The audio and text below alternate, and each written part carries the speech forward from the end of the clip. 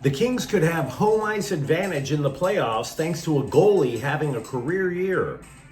Luka Doncic says it's on him and LeBron James to right the Lakers ship. And USC loses a player to the transfer portal, and for once, it's not football. Good morning. I'm James. This is your daily dose of sports and snark for the greatest sports city in the world, Los Angeles. This is the Faithful Angelenos Morning Report. It's March 26, 2025, still broadcasting from Portland, yay me. But I'm always going to start the day off right. Not by having a healthy breakfast, even though I like to believe in God, not by prayer, by talking LA sports. And if you like being in the know about LA, clickety-clack the like button. Clickety-clack the subscribe button. There's a notification bell. Hit that. It'll let you know when we drop new content. Sharing is caring. Let people know we exist, and by all means, comment. Now, before we go through the news and notes, quick look at the scoreboard. Kings 3, New York Rangers 1. Kevin Fiala scored twice. Meanwhile, today, the Lakers are at Indiana at 4:30. Clippers are at the New York Knicks, also at 4:30. And what do you say we get to the news? There's a little more than just 10 games left in the NHL regular season. But if the playoffs started today, the Kings would have home ice in the first round, which kind of matters because that's so far one of two differences between this team and the team that kept getting eliminated by Edmonton year after year after year. Now, in my opinion, I don't think it's because new coach Jim Hiller reinvented the team. They didn't solve their scoring issues from last year either. In my opinion, it's because goalie Darcy Kuemper is lifting his game with the playoffs on the horizon. In 6 of his last 8 starts, including last night, he's allowed a goal or pitched the shutty. 1 or 0 goals allowed. Pretty damn easy to win with stats like that. And I would think overall, it's been fair to say that he's been, a top 5 NHL goalie when he was pretty much left on the scrap heap? I'd be lying if I told you I expected it. Of course I didn't.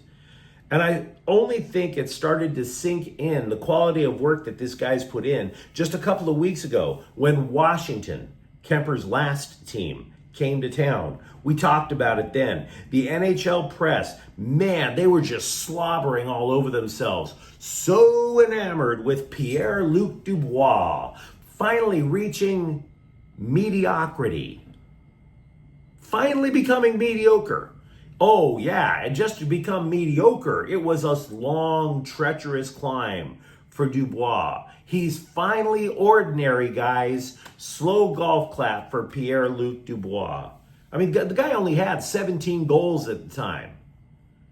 Why are we spending all this time hyperventilating about the mediocrity of Pierre-Luc Dubois with his 17 goals?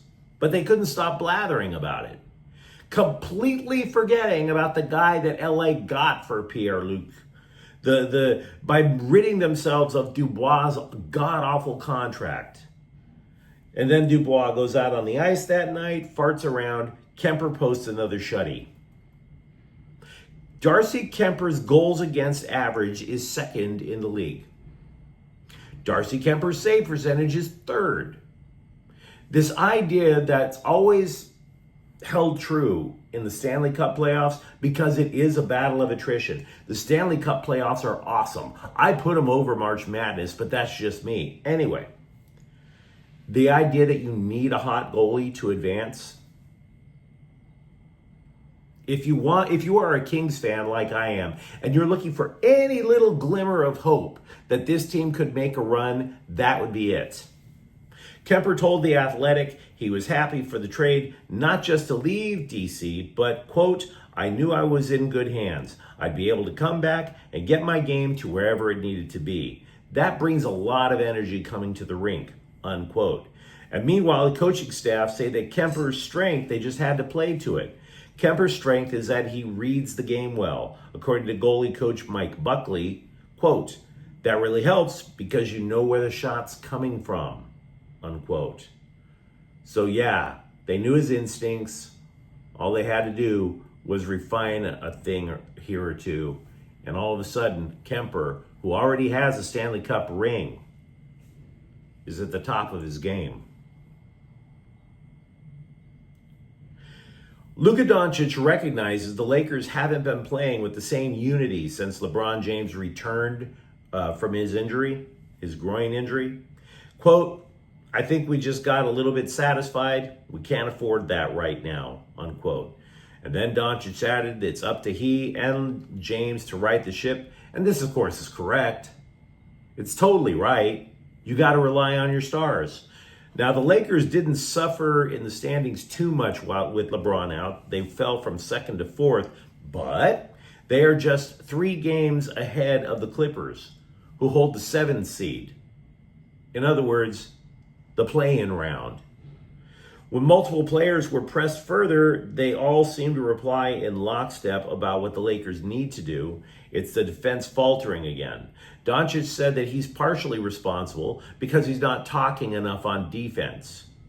Meanwhile, Dorian Finney-Smith, who's a newcomer to the team, or a relative newcomer, said, quote, "We let our offense mess with our defensive energy, and it was tough to fight back," unquote. But Finney-Smith added that, it's kind of okay to faceplant once in a while. Yeah, you look foolish, but it's needed when you faceplant. Quote, "We needed the adversity. Especially being a new team. We get to learn a lot about each other during tough times. You usually don't see things when you're winning," unquote. Of course, we could also follow that with the opposite cliche about peaking at the right time, but who the hell am I? Meanwhile, with the Clippers, a blogger for the team wrote something called "Ivica Zubac keeps making the Lakers regret foolish trade."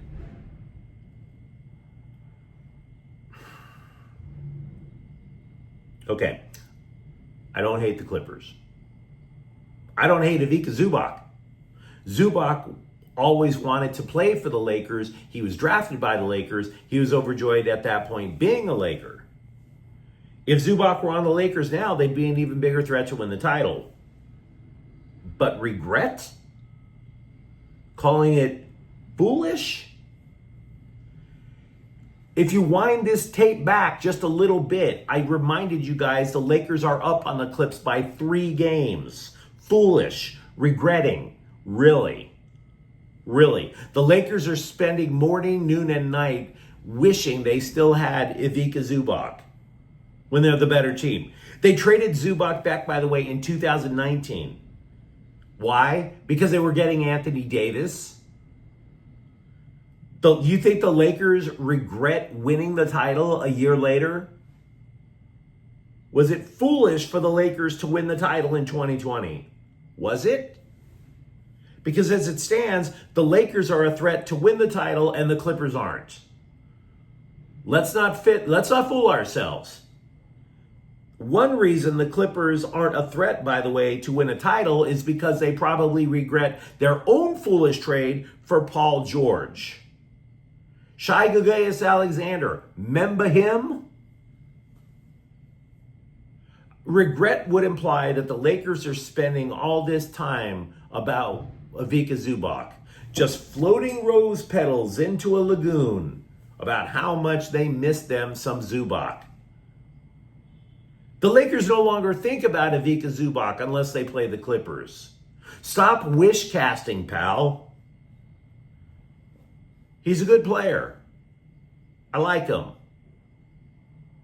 The Lakers lose exactly 0 sleep over not having Ivica Zubac. Get over yourself. USC has lost guard Isaiah Elohim. He has entered the transfer portal, which is a break in his relationship with Coach Eric Musselman on multiple levels. This was actually a good story last year. Elohim was a 4-star recruit. He originally signed to play for Musselman over in Arkansas, which, by the way, did qualify for the NCAA tournament. Whoopsie. Instead, Elohim followed Musselman over to LA. Now look, I'm not sure it's such a huge deal for the Trojans. Yes, he had cred, but he only averaged about 2 points a game. He had a wonderful outing against Purdue, scored 11 points in 15 minutes. But the reason I'm saying this might not be a thing, if the Trojans have loaded up at anywhere, it's guard. Not just the current roster, but the Trojans have 3 guards in the current recruiting class. One of them is a 5-star recruit in Elijah Arenas. So I kind of hate this move because I respect loyalty. Elohim was definitely loyal to Musselman. I respect the hell out of that. But with 3 guards coming in and with guard already established at USC, just saying. Dave Roberts gave his inspirational little speech to the Dodgers just a couple of days ago, and by all indications, Roberts wants the Dodgers to embrace the dynasty talk. Not just give it a little reassuring hug, not just a playful little peck on the cheek, but dominate that little dynasty. Treat that dynasty like the trampy little dynasty that it is. Smack it up, flip it, rub it down. And it's probably a better way to approach things. All things being equal. I don't like angry speeches. Do you go to your business meeting at your job? You know, the middle manager wants a meeting and all that person does is yell. Do you want that? Now, contrary to what you see in sports movies, because all the sports movies have the fiery manager just rising up on the team, it's not healthy for managers to always be venting their spleen. It's a 162 game schedule. As a fan, you want a manager yelling all the time. As a player, who the hell wants to play under those conditions? You would look at your manager like a psycho who's infested with brain worms. So Roberts told the Dodgers, quote, be the hunter instead of the hunted. I think when you're the Dodgers, there's always a target. You can't run from it. There's an understanding with what we've done, who we are, that people are going to come at us with their best each night. I think us being hunted or having a bullseye, when you put on this uniform, that's just the way it is, unquote. Yeah, he's totally right. This is exactly what he should say. There's no reason to yell. There's no reason to flip over a chair or throw things around. You're a grown-ass man when you wear a Dodger uniform with a target on your back. But you're also better than the other team. So he's basically saying, look, they're going to chant beat LA. Don't act like a spineless little twerp and whoop that ass proper. Love it. Pitch perfect. The Chargers are keeping safety Tony Jefferson, who came out of retirement to play for the Bolts last year. He started 5 games, including a playoff loss in Houston. He's been a productive dude. It's an 11-year career. You'll want guys like that. Forward, Aaron Bibeau, or Bibout, or I hate making fun of a guy's name. Bibbidi-doo. I have no idea how to pronounce his name. He's probably a good dude. But I don't ever recall seeing him in a Galaxy kit. He's been transferred by the 6-time MLS Cup champs to a Swedish team with a name I can't pronounce. And let's be honest about this. You go to IKEA, you point at a random piece of furniture with a ridiculous name. The sales guy is like, what's its name? And you're just like, just get that, dude. There's no need to try and pronounce things that I have no idea about. Basically, I'm saying Bibout or Bibu has been transferred to a team that sounds exactly like an IKEA dining set. Couldn't tell you the name. And that's not to disrespect him. He's only 20. Let him have a chance to build his career. When he was with the Galaxy, they just kept sending him out to USL teams because they eventually realized he wasn't going to crack the lineup. But you let me know what you think in the comments thread. Talk to me, for example, about Darcy Kuemper and if the Kings actually have a shot at making a run. For that matter, what part of the Lakers defense do you see that's lacking? And if you enjoyed the content, don't forget to subscribe to Faithful Angelenos. We're talking LA sports every single day here. Thank you for watching. I'm James. We'll be back tomorrow. Faithful Angelenos is a Kian Cortel Queso production. Take care.